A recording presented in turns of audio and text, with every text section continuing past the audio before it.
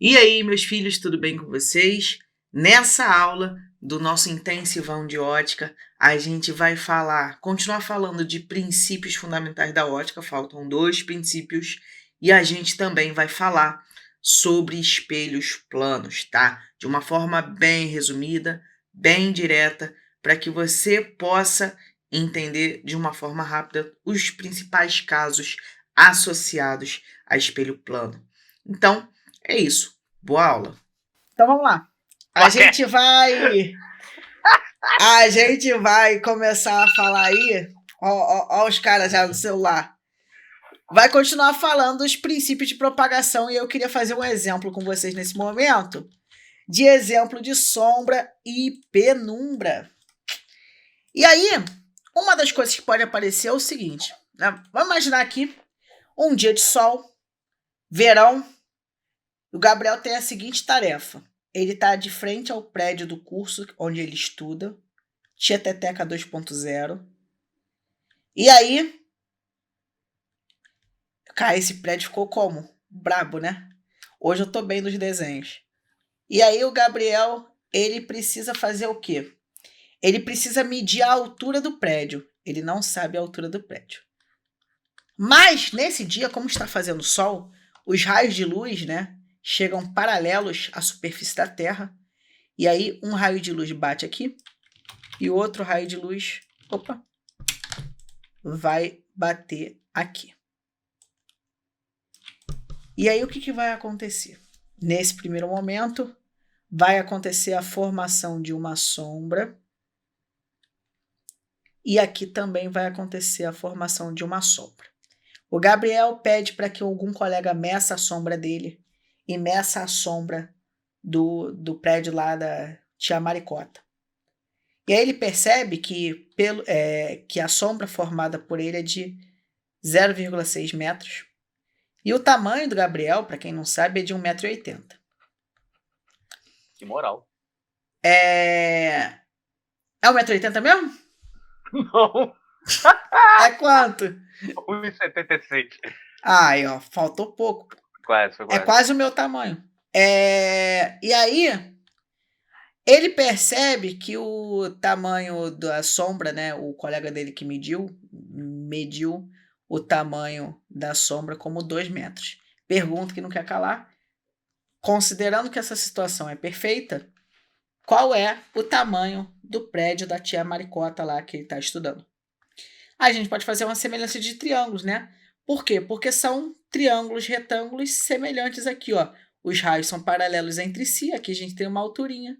E aí a gente pode fazer o clássico base do maior, base do menor, altura do maior, altura do menor. Com isso, a base do maior é a base do maior triângulo, né? Claro, base do maior. E aí a base do menor é do menor triângulo, 0,6. A altura do maior é o que a gente quer descobrir. E a altura do menor é quanto? É 1,8. Perdão, a bateria já começou a dar arriada. Vamos lá. Quanto que vai dar 0,6 e 0,8? O que eu vou fazer aqui? Eu vou pegar esse 1,8 que está dividindo, passar ele para o lado esquerdo, multiplicando. E a gente vai ter 2 vezes 1,8.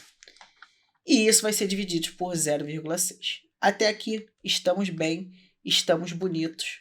Fazendo a divisão de 1,8 por 0,6 dá quanto? Fala pro tio. 3, né? Uhum. 3 vezes 2, 6 metros. Com isso, a gente encerra esse problema, que é um problema que também só acontece por conta do princípio da propagação retilínea da luz. E tem mais uma coisa que acontece pelo princípio da propagação retilínea da luz. Vocês sabem o que é? Não! É o quê? É o princípio da câmara escura. O que é uma câmara escura? Sim. Já foi cobrado até no Enem, é verdade. Já? Isso eu não lembro, não. Exemplo, Foi. câmara escura. Essa aí eu realmente não lembrava que câmara escura já foi cobrada no Enem. O que é a câmara escura? É um recipiente, tá?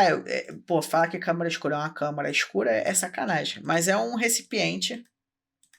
Peraí que eu tô com dificuldades em desenhar. É um recipiente. E nesse recipiente eu vou fazer um pequeno orifício aqui. um pequeno buraco com um furinho bem pequenininho, tá? Aqui eu tô fazendo um furinho um pouquinho maior do que o normal, só pra gente ter uma noção do tamanho do furinho, para as coisas fazerem um pouquinho mais de sentido, a gente ficar mais didático. Mas esse furinho é da ponta de um alfinete, só pra vocês terem uma ideia. Uhum. E aí a gente vai botar aqui, ó, um objeto qualquer. Luiz, qual objeto a gente vai botar? Não sei, qualquer coisa. Por exemplo, uma vela, que é fácil de desenhar se você não for um doido, que nem eu. Cadê ó, a vela? Isso aqui parece uma garrafa, né? Agora parece uma vela. O que vai acontecer? O raio de luz, ele vai se propagar. E aí, o raio de luz que está sendo emitido da base da lâmpada não, da vela, ó a loucura já batendo. Ele vai passar pelo orifício e vai atingir o interior da câmara escura. Aqui é tudo escuro e só nessa parte aqui vai ter um anteparo, né? Uma parede que geralmente pode ser um papel manteiga, um papel sulfite, alguma coisa para projetar essa imagem, alguma coisa branca de preferência. E aí, essa parte de cima vai vir aqui para baixo. E aí, a formação da imagem que a gente vai ter vai ser o quê? Vai ser isso aqui. Vai ser essa velinha de cabeça para baixo. E aí, eu achei incrível que o negócio se cruzou aqui, né? Ele não se cruzou muito. E o raio de luz, ele passou por onde? Ele passou pelo... Mas beleza, não tem problema não. O desenho tá como? Pô, nota 10, né? Pronto, agora ficou melhorzinho. O importante é o que importa. O importante é o que importa. E aí o que vai acontecer? Os raios de luz se cruzam, a parte de baixo é formada em cima e a parte de cima é formada embaixo. A gente vai ter uma formação de imagem, uma formação de um objeto, né, que já existia anteriormente, e a gente tem outras variáveis para analisar. Quais são as outras variáveis? Vai ser a distância do objeto à câmara escura e a distância da imagem à câmara escura. Geralmente também é chamado de profundidade da câmara escura. E essa profundidade pode ser fixa ou móvel, né? Dependendo se eu tenho uma câmara escura que ela pode se mexer, aí seria móvel. Mas normalmente você vai ter uma situação que vai ser mais ou menos essa que eu estou te descrevendo, né? Um objeto, um recipiente que vai estar projetando aqui no interior dele uma imagem e um pequeno furo.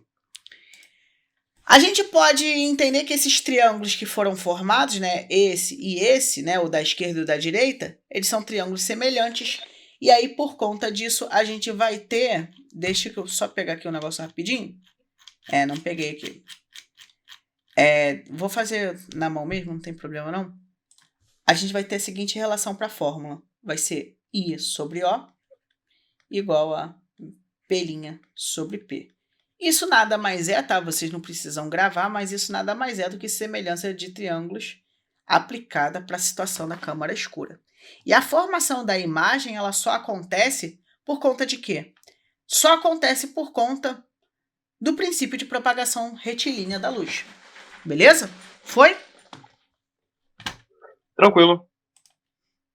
De boa, Dília? Sim. Show. Vamos lá, então. Vamos falar agora do segundo princípio de propagação retilínea. Vocês querem copiar aqui? Uhum. Copia aí, na paz.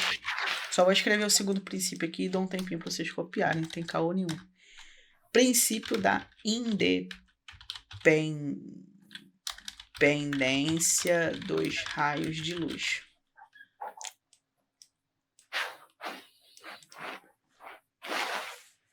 Foi. Foi? Foi. Vamos lá. No princípio da independência dos raios de luz, o que vai acontecer? Um raio de luz não interfere... vou botar assim, um raio de luz, quando se cruza com outro raio de luz, não tem a sua trajetória alterada. Ou seja, eles são independentes entre si. Significa dizer o seguinte: quando um raio de luz passa por outro, eles não vão ter não é como se eles estivessem se batendo, não é como se fossem carros se batendo, que a trajetória muda. Por ser uma onda, quando um raio de luz passa por outro, não acontece mudança no desvio da trajetória, beleza? Então, pensa no seguinte. Eu tenho um raio de luz que ele está vindo. Pensa que eu estou fazendo um espetáculo, aí eu faço um feixe de luz assim, ó. Eu jogo um feixe de luz aqui e outro aqui. Né? Um feixe de luz preto. E agora eu vou jogar um feixe de luz azul. Esses raios de luz, eles vão se cruzar. Mas, mesmo eles se cruzando, né? Eles não alteram a trajetória um do outro. Beleza? Então, o raio de luz preto, ele continua na trajetória dele, esse aqui também. E os raios de luz azul também seguem nas trajetórias que eles estavam antes. Esse princípio é o menos assim, aplicado normalmente, tá? A gente vai aplicar ele na prática quando a gente falar de formação de imagem em espelho, mas assim, só serve para dizer que se um raio de luz cruzou com o outro, não acontece nada, vida que segue, beleza? Não serve pra, na prática para mais nada. E tem o princípio da reversibilidade dos raios de luz. Esse sim é legal saber. Por que esse é legal saber? Porque, olha só, no princípio da reversibilidade dos raios de luz, vamos imaginar que eu tô aqui dirigindo um carro e eu tô conversando com o Gabriel atrás. Gabriel tá aqui conversando comigo, pá, contando várias piadas, legal. E aí, a gente conversa, como que você conversa com uma pessoa num carro, né? Se você tá no banco de trás e o outro pessoa tá no banco da frente. Falando. Ó, falando é uma boa. Mas também dá para conversar com as pessoas e também manter contato visual pelo retrovisor. Mas falando é uma ótima ideia também. Geralmente, se não falar, não dá para ouvir. O que vai acontecer? O raio de luz vai sair dos meus olhos. Não, obrigado. Por quê? Porque eu vou ser iluminado por uma luz externa, muito provavelmente. E esse raio de luz, ele vai chegar nos olhos do Gabriel. E aí o Gabriel consegue ver os meus olhos. Porém, o que diz o princípio da reversibilidade dos raios de luz? O caminho de ida e de volta de um raio de luz é o mesmo. Então, vai sair um raio de luz dos olhos do Gabriel e chegar até os meus olhos, permitindo assim que eu também veja o Gabriel. Então, se você está conversando com... Peraí. Se você está conversando com uma pessoa, essa pessoa está no banco da frente, você consegue ver ela, saiba que ela também consegue ver você pelos olhos, tá? Então, se você está vendo os olhos da pessoa lá na frente, essa pessoa consegue ver seus olhos lá no banco de trás. Ah, Luiz, mas eu tô lá com uma pessoa, eu tô vendo o pé da pessoa. Quer dizer que a pessoa consegue ver o meu pé também? Não, porra. Isso não acontece. Por quê? Porque são pontos de vista diferentes. Nem a posição do teu pé pode ser diferente da posição do pé dela. Mas, se no pé da pessoa tivesse olhos, uma coisa que normalmente não acontece, aí você poderia dizer que se você está vendo o pé da pessoa, o pé da pessoa conseguiria te ver também. Mas isso aí é uma coisa um pouco mais... Aí tu vê isso aí lá por Chernobyl e tal, mas de resto tu não vê não. Beleza? Essa questão de ver os outros e ser vista tá mais quando tem uma relação direta com os olhos, tá bom, gente? Uhum. Pé, braço, mão, costa, né? Já pensou? Tô vendo as costas da pessoa. Quer dizer que a pessoa tá vendo as minhas costas? Porra, tu quebrou a física. Não tem jeito. Alguma dúvida quanto a isso? Eu só vou escrever para vocês poderem entender aqui e deixar bonitinho. O caminho de ida e volta da luz é o mesmo. Ou seja, faz um determinado caminho na ida que é idêntico ao caminho de volta, com exceção do sentido do raio de luz. Com sentido... do raio de luz, tá bom. Tá ruim, não. Pra quem tá bom. Essa definição aqui tá ótimo. Pra quem escreveu. E aí, é basicamente isso. O caminho de ida e volta da luz é o mesmo. Então, se a luz está fazendo um caminho de ida, você pode interpretar também o caminho da volta sendo idêntico. Isso é bom. Isso é bom por alguns motivos. Isso te permite você ter algumas interpretações. Você pode fazer a interpretação do seguinte, olha, você pode imaginar que o raio de luz está saindo do corpo e chegando no outro. Mas você pode imaginar o contrário também. E aí isso vai permitir a gente fazer algumas jogadas em algumas determinadas situações. E a gente vai ver essas jogadas aos pouquinhos. Tudo bem? Tranquilo. Professor, inclusive, se você quiser adicionar aí a aula, a questão que eu me referi do Enem de câmera escura é a questão do Enem 2015, primeira aplicação. Deixa eu dar uma olhada aqui para ver se a gente dá uma olhada nela aí juntos e ver o que a gente marca. Pior que eu não sei a cor do caderno. Não, mas tu já disse que é 2015, eu já... Poxa, eu fiz 2015. É na parte de ciências da natureza mesmo, né? Sim, sim. Caramba, como que eu não vi essa câmera? Ah, é a do olho lá? Que faz a referência da câmera escura com o olho. Ah, essa é muito boa, cara. Essa é muito boa. Essa eu já tinha feito, eu já fiz ela no canal. Só que não me veio a memória do coisa, né? Pô, essa é muito boa. Vamos fazer ela aqui. Já fez essa, Júlia? Já, né? Essa questão aí é dinossauro.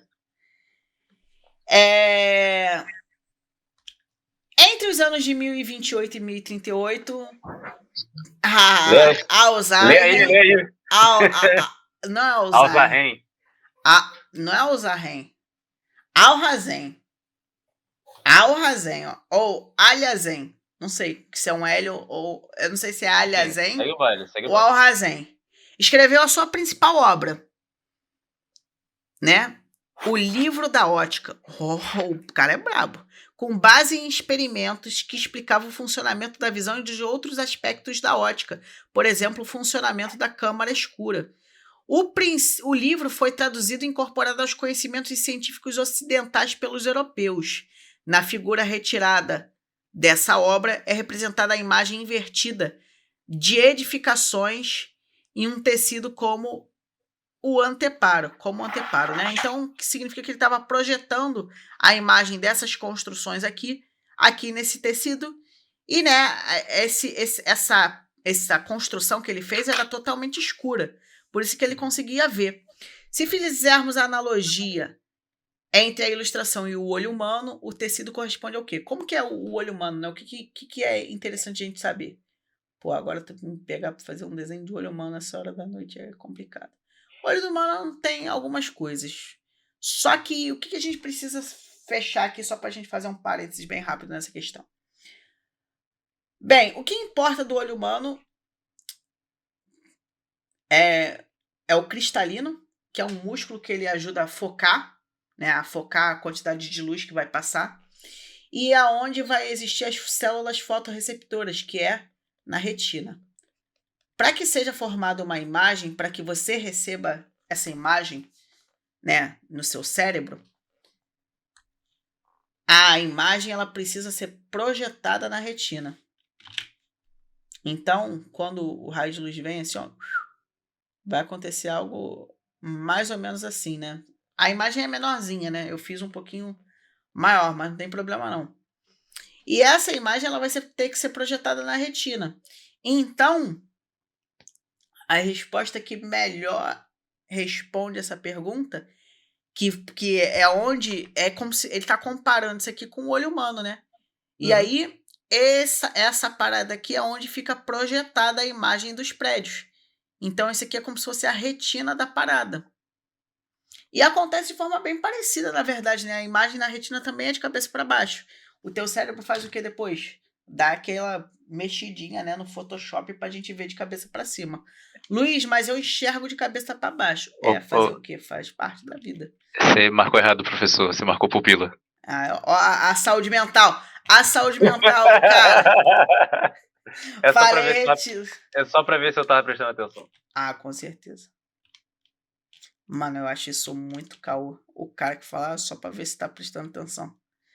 Mano, eu nunca falo essa parada em sala. Eu sempre falo assim, errei mesmo, faz parte. É isso aí. Vamos lá? Vamos pra espelho plano? Cara, espelho plano. Qual é o resumo que a gente precisa saber? Eu vou passar bem batido por espelho plano, porque espelho plano é aquele esquema, né? É legal saber, mas ninguém cobra. Ninguém nunca cobrou no Enem um espelhinho plano, né? Então a gente não vai ficar assim, meu Deus, um espelho plano. Depois, com detalhes, a gente pode até voltar. Mas o que a gente precisa saber no espelho plano? Primeiro de tudo,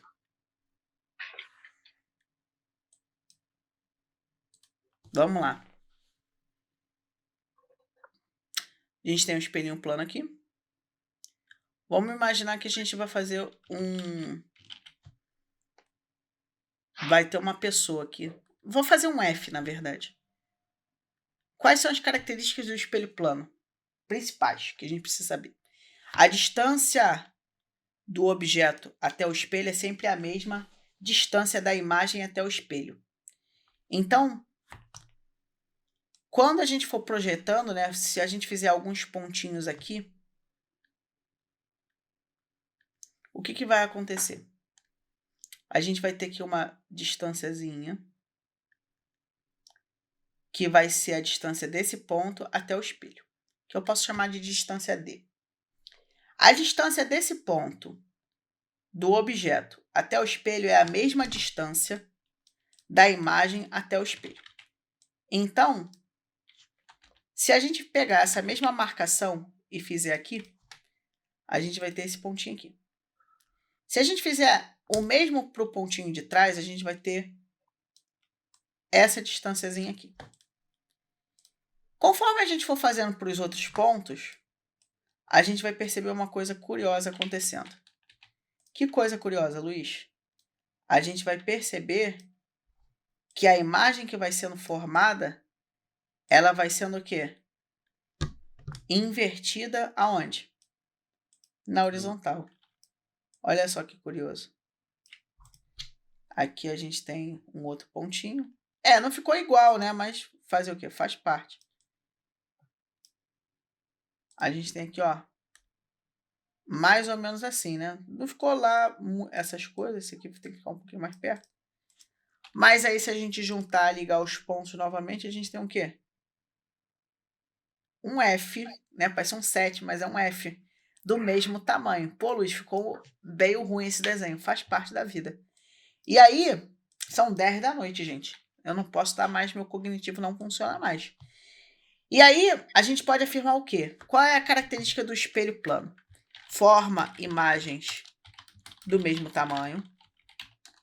A distância do objeto ao espelho é a mesma distância. Cara, olha como a minha saúde mental tá. Mas vamos lá, eu vou dar um jeito de compensar isso. A distância do objeto ao espelho é a mesma distância da imagem ao espelho. E a imagem formada é enantiomorfa. O que é uma imagem enantiomorfa, gente? E a imagem enantiomorfa é justamente o quê? É uma imagem invertida na horizontal. E aí você vai me perguntar assim, Luiz, mas como que o espelho plano ele consegue fazer tudo isso? É porque a gente ainda não falou uma coisa que é extremamente crucial. É aquilo que a gente chama de leis da reflexão. Por essa aí vocês não esperavam. Nem eu, né? Eu pulei eu falei primeiro de espelho plano para falar depois de lei da reflexão, né? Fazer o quê? Faz parte da vida. E aí, a gente precisa saber quais são as leis da reflexão. Vocês lembram quais são as leis da reflexão? A primeira é a mais chatinha. Ela não é chatinha, né? Ela é tipo assim, ela parece que ela não tem utilidade, mas ela é bem útil. A primeira lei da reflexão, ela diz o seguinte: quando você vai observar uma reflexão qualquer, vai acontecer o seguinte. Você vai ter alguns elementos importantes. Luiz, quais elementos são esses? Vai existir um raio que se aproxima da superfície espelhada. O raio que se aproxima da superfície espelhada, ele recebe o nome de raio incidente. Quando ele incide nessa superfície espelhada, considerando que isso aqui é um espelho, esse raio ele vai ser refletido. Só que para a gente poder fazer essa análise, a gente tem que fazer uma reta normal. Reta normal, ela vai ser uma reta que ela faz 90 graus com a superfície no ponto de contato que aconteceu o raio incidente, ou seja, raio de incidente tocou nesse ponto. Aí eu vou traçar uma reta normal. Essa reta normal faz um ângulo de quantos graus? 90 graus. A partir disso, a gente vai ter um outro raio de luz. O raio de luz ele vai voltar. Quando ele volta, quando ele é rebatido, ele é chamado de raio refletido. O raio refletido é o raio de luz que está se afastando da superfície que a gente está fazendo a análise. Então, o raio incidente é o raio que está se aproximando. O raio refletido é o raio que está se afastando. Beleza? E aí, o que a primeira lei da reflexão diz para a gente? A primeira lei da reflexão vai dizer para a gente o seguinte: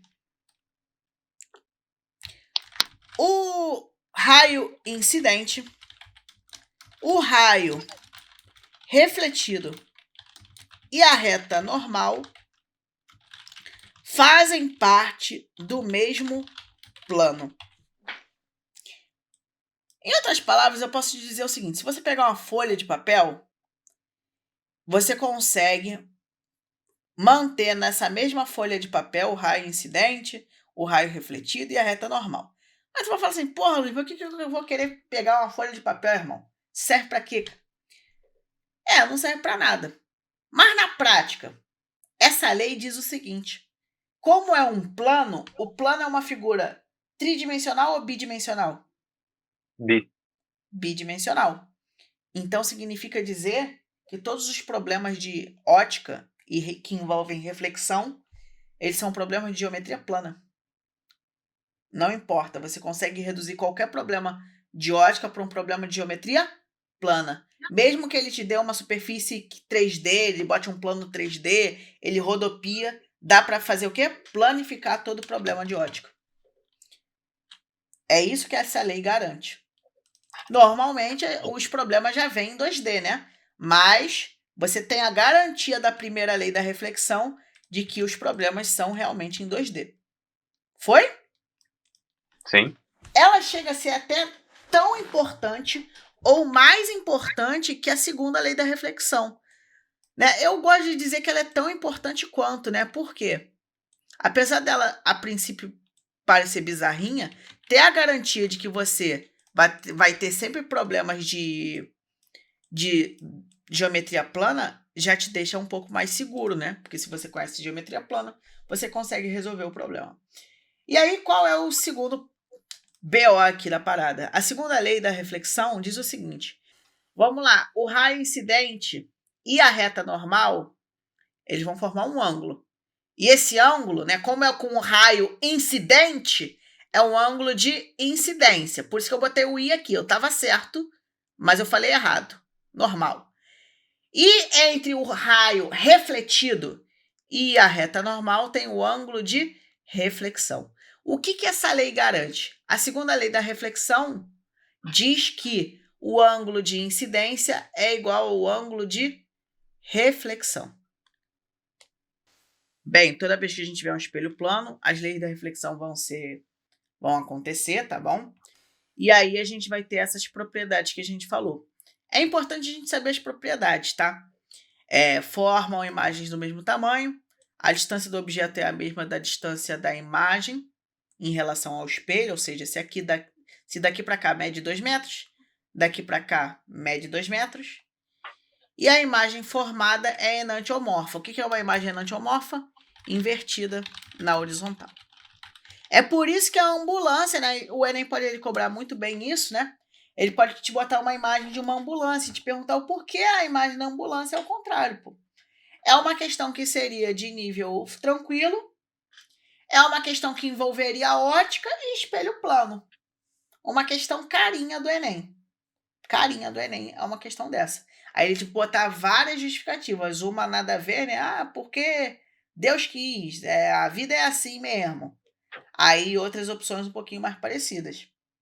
Beleza? É claro que não vai ter cunho religioso na questão de física, mas vocês entenderam, vai ter uma opção assim, porque o azul é igual ao rosa. E aí tu fala assim, pô, essa resposta já não... Aí a outra opção também é outra coisa, tipo assim, bizarra, né? Porque passa corrente elétrica por ali. Aí tu fala assim, também não pode ser, né? Não dá pra passar uma corrente elétrica numa ambulância, assim, né? Ainda mais porque, sei lá, né? Se tiver passando uma corrente elétrica é meio estranho. Enfim, né? Coisas da vida. Enem. Vamos lá. O que importa mais, o que a gente precisa saber nesse grande resumão aí que a gente está vendo de espelho plano? Cara, a gente pode falar de velocidade de relativa, a gente pode falar de translação de espelho, e a gente pode falar de campo visual e rotação de espelho. Vou fazer com vocês com calma, enquanto ainda tenho saúde mental. Me deem um segundo, estou passando mal de calor, vou ligar o ar-condicionado, já liguei, vamos continuar. Vamos falar agora de campo visual. A ordem não importa que a gente for falar, tá? Então, tudo vai dar na mesma. Só me lembrem, tá? Porque às vezes eu vou dando uma esquecida. E aí, por eu dar essa esquecida, acontece que passa direto. Se vocês não lembrarem, vai embora. Vamos imaginar o cara, tem questão muito boa de campo visual. Eu não sei se eu vou conseguir pegar agora. E na verdade, eu não tenho lista de ótica. É do Enem a questão ou não? Não tem questão do Enem de campo visual, mas é uma questão boa. Vou inventar aqui pra gente poder ver. Vamos imaginar o seguinte, eu estou no shopping e eu sou esse pontinho aqui, azul ciano. Ai, que bonitinho. Nesse pontinho aqui, existe um espelho. E aí existem algumas estrelinhas. Eu vou fazer umas estrelinhas assim, bonitinhas. Não tá das melhores, né? Mas tá bom.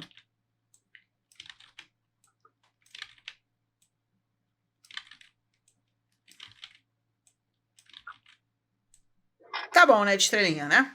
Uhum. Aí a pergunta é a seguinte. Quais estrelinhas essa pessoa que está olhando para cá, ó, vou botar o olhinho dela para você ver, ela consegue ver através desse espelhinho?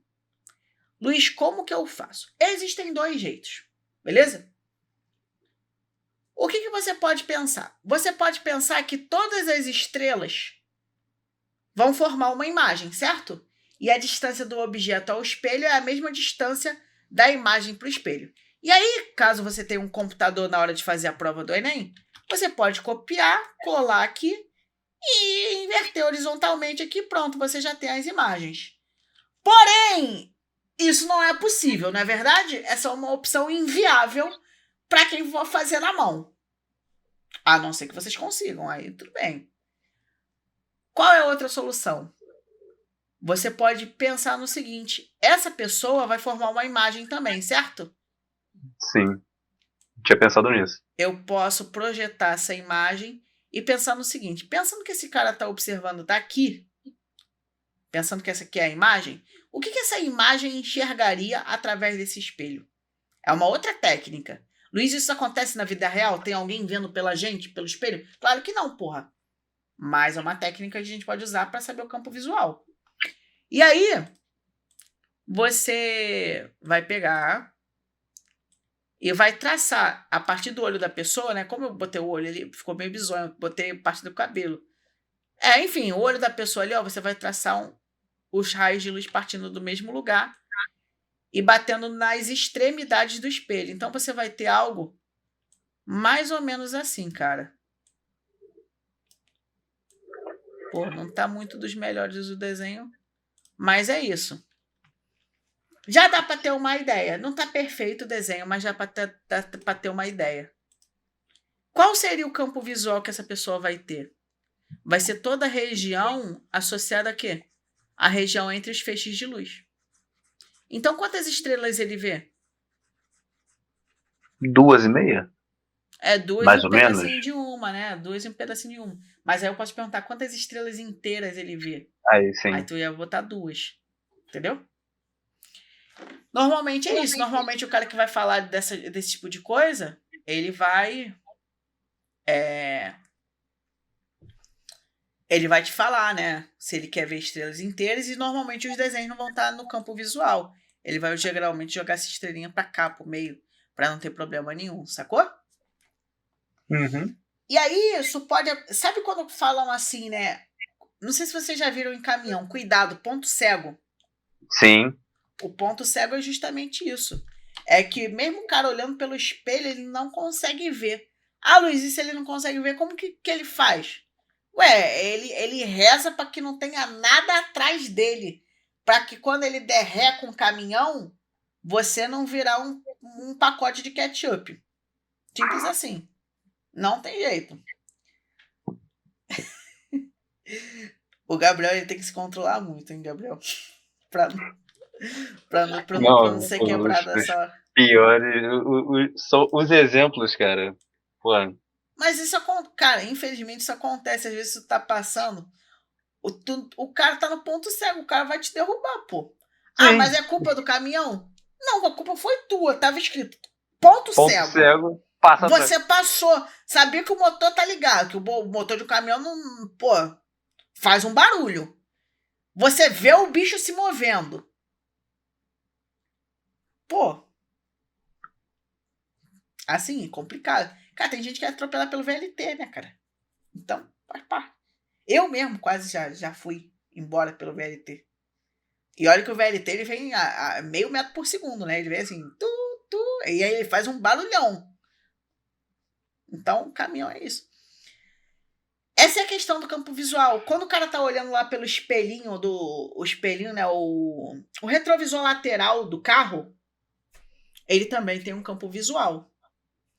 E esse campo visual serve para ele ver justamente quem tá vindo na lateral dele. Beleza?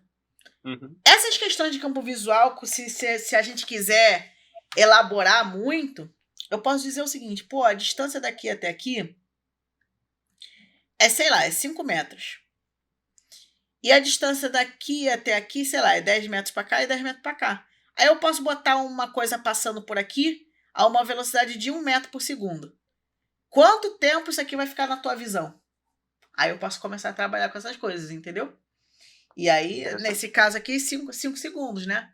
Mas tem uma questão de ótica que é assim, tem um cara olhando por um espelho, aí tá passando uma bicicleta por trás. Aí a pergunta é, quanto tempo a bicicleta fica no campo visual desse cara? De boa? Uhum. Foi o que é campo visual? Foi. Vamos falar agora de translação de espelho. Normalmente eu não falo de translação de espelho. Por quê? Porque desculpa, eu acho uma coisa meio bobinha. Posso estar enganado, mas eu acho. Por que, Luiz, você fala isso? Porque às vezes quando o cara vai explicar a translação de espelho, ele faz, às vezes acontece uma enrolação no material, na hora de falar, no desenho, mas não é uma parada assim, caraca, difícil. Por quê? Vamos lá. Porque aí, tipo assim, quando vai fazer o desenho todo, você vê a ilustração completa, é confuso mesmo. Mas na hora, não é tanto. Vamos imaginar o seguinte. Vamos fazer uma análise com calma. Tem uma pessoa aqui. Ela não tá muito feliz, deixa eu deixar ela um pouquinho mais feliz. Tá aqui, felizinha. Ela tá a 1 metro do espelho. Se ela tá a 1 metro do espelho, qual é a distância da imagem dela? 1 metro. 1 metro. Aí eu posso fazer a seguinte pergunta.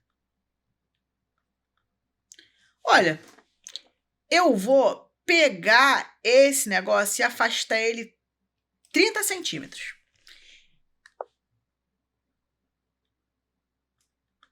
30 centímetros. O quanto que a imagem... Qual vai ser o afastamento da imagem? E aí, tipo assim, o que a gente precisa fazer para poder fazer essa análise? Vamos lá. Aí eu falo que é bobinho e erro, né? Geralmente é isso que acontece. O karma vem instantaneamente. Olha só. Se o objeto está a 1,30 m de distância, a imagem tem que estar quanto? 1,30 m. 1,30 m, pô.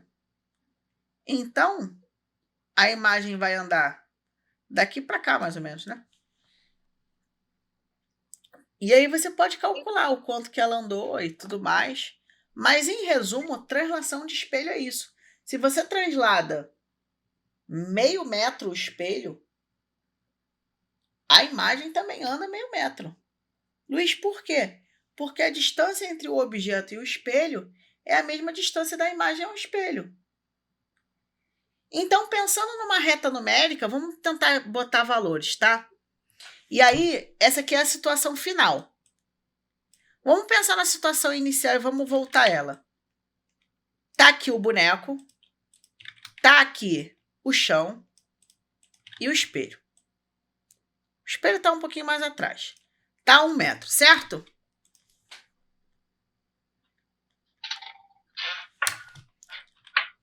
Vou fazer uma reta numérica. Então, aqui eu vou botar o marco 0, beleza? O marco 0 está aqui. A imagem vai estar onde? A 1 metro também, certo?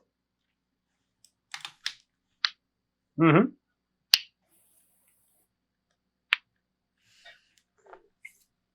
Vamos lá, então. Ó, aqui é o marco 1 metro. E aqui é o marco quanto? 2 metros, certo? Sim. Aqui agora é o marco 0. Aqui é o marco quanto? 1,30 m. 1,30. E aqui é o marco quanto? 2,60 m. 2,60. Então, se antes a distância do objeto para sua imagem era de 2 metros, essa distância foi de quanto? Agora é 4, né? Por que 4 metros? Viajei. Vamos lá, ó. Aqui é 2 metros, certo? Ó, 10 horas da noite, né? Não vai exigir muita coisa também, não. Aqui é 2 metros, certo? Sim. E aqui é quanto? 2,60 m. Ah, tá. Afastou quanto, então? Entendi. 60 centímetros. Uhum. Por quê? 0,30 daqui, 0,30 daqui. Então, o que a gente precisa se agarrar quando a gente vai fazer translação de espelho? Você precisa se agarrar na questão da distância da imagem para o objeto. Da distância da imagem para o objeto, não, pô. Da distância do objeto ao espelho e da distância da imagem ao espelho. Faz com calma. Aí gravar, o negócio é o dobro do outro, não sei o quê. Cara, é tanta coisa pra gente gravar que fica complicado. Não grava, entende os conceitos. É por isso que, assim, pô, eu retorno a dizer, não é uma análise difícil de fazer. A mesma coisa a questão de translação de espelho, pegando aí, a gente tem a questão da velocidade relativa entre objeto e imagem. O que é isso, Luiz? Velocidade relativa entre objeto e imagem. Tá aqui de novo o bonequinho. Peraí, deixa eu pegar o bonequinho. Cara, eu vou falar uma parada que ela estranhamente está acontecendo comigo, apesar de não fazer muito sentido. Eu tô começando a fazer só um parênteses assim na aula. Cara, eu tô começando a ter essas penugem aqui de ganso. Tá coçando, mané. Coça. Isso incomoda. Mas aí eu tô com medo de tirar porque eu já vi que eu sou muito estranho sem barba agora. Não que essa barba faça diferença, mas tá melhor do que antes. Voltando aí, né? O que a gente vai ter aqui, abençoados? A gente vai ter aqui o Chukiruki aqui, o bonequinho. e ele vai ter um espelhinho de novo. Só que agora, o que vai estar acontecendo? Eu tenho uma imagem aqui do bonequinho.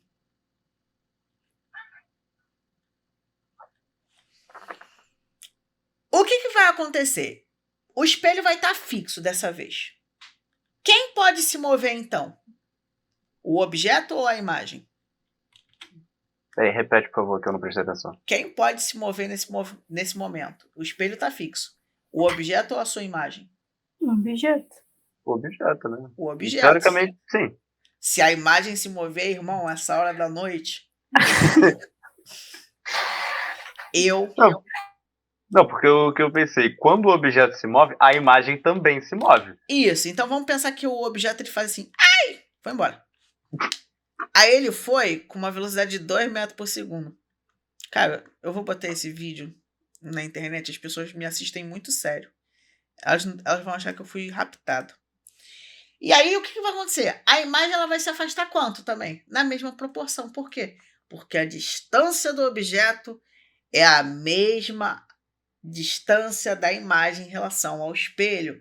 E essas coisas acontecem praticamente ao mesmo tempo. Como a gente está aqui numa física clássica, isso acontece ao mesmo tempo, né? A gente vai desconsiderar que a velocidade da luz vai importar.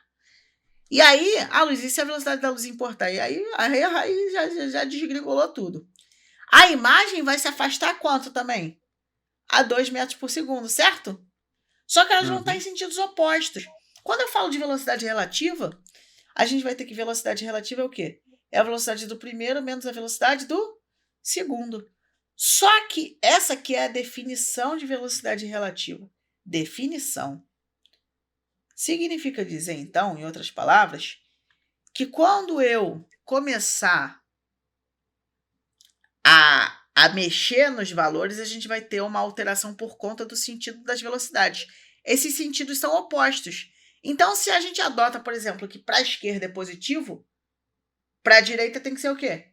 Negativo. Então, essa velocidade, na verdade, ela vai ser menos 2. Quando a gente joga aqui na fórmula da velocidade negativa, da velocidade relativa, vai ser 2 menos menos 2. Isso aqui vai dar quanto? 4, né? Em outras palavras, tá? A interpretação física que a gente pode ter é a seguinte. Você está se afastando da sua imagem com uma velocidade relativa de 4 metros por segundo. É como se a sua imagem tivesse parada e você estivesse viajando com o dobro da velocidade. Então, geralmente a gente fala isso, né? A velocidade relativa entre imagem e objeto é o dobro da velocidade do objeto. É um jeito mais simples da gente deduzir isso. Mas de onde vem esse conceito? Vem do conceito de velocidade relativa. Beleza? Então, a gente agora, para finalizar, vamos falar aí de espelho plano, a parte da translação. E aí, o que a gente vai ter aí nessa brincadeira? Tem aqui um espelho. Nesse espelho, a gente vai ter um raio de luz que vai incidir nesse espelho, formando um ângulo de 30 graus. Eu gosto de fazer com números, né, para deixar um pouco mais tranquilo para a gente poder entender. Aqui, quando ele refletir, ele vai refletir com um ângulo que também vale 30 graus por conta da lei da reflexão. O que vai acontecer agora? Vamos imaginar que esse espelho ele rodou, ele deu uma giradinha, ele deu uma caidinha aqui, e ele caiu exatos 10 graus. O que vai acontecer? Vamos imaginar o seguinte, esse espelho, a partir do momento que ele deu essa caidinha, ele já não vai estar mais aqui, né? Então, só vou fazer aqui uma reta tracejada para representar a posição antiga do espelho. E aí, eu vou prolongar agora essa reta normal antiga e prolongar o raio de luz. O raio de luz agora ele vai vir até aqui, vai bater no espelho dessa maneira e vai formar uma outra reta normal. Com isso, a gente vai ter um outro ângulo de incidência. O que vai acontecer? Aqui é um ângulo oposto pelo vértice, então aqui vai ser 30 graus. Se eu prolongar esse raio de luz refletido, a gente vai ter também outro ângulo oposto pelo vértice, que vai ser 30 graus. A gente sabe que a reta normal faz de 90 graus com a superfície. Então, se aqui era 30, aqui vai ser 60. E aqui vai ser 60 também. Pelo mesmo motivo, né? A reta normal faz 90 graus. Se aqui, então aqui, ó, vai faltar quanto? A gente tem que essa reta horizontal faz com a normal 90, então aqui tem que ser 60 graus. Aqui também vai ser 60 graus. Legal. A gente tem um triangulinho aqui. Esse triângulo tem 10, 60. Se é 10 e 60, vai dar 70, então aqui vai ser 110.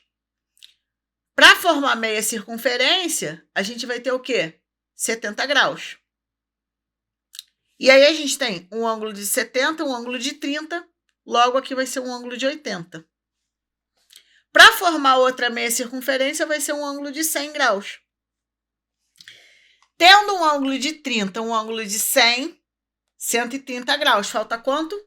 50.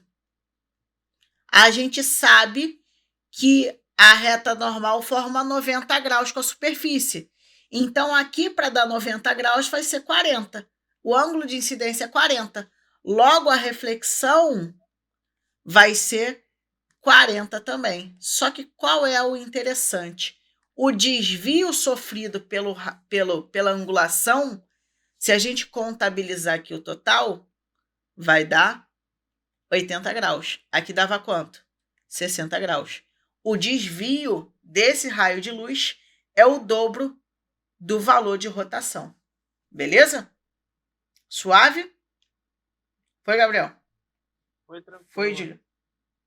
Tranquilo, né? Tranquilo. Então é isso, gente.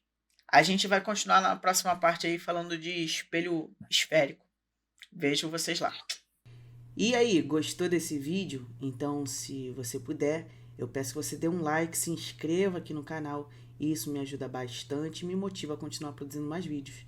Então, desejo a você uma ótima semana, bons estudos e até a próxima. Tchau, tchau.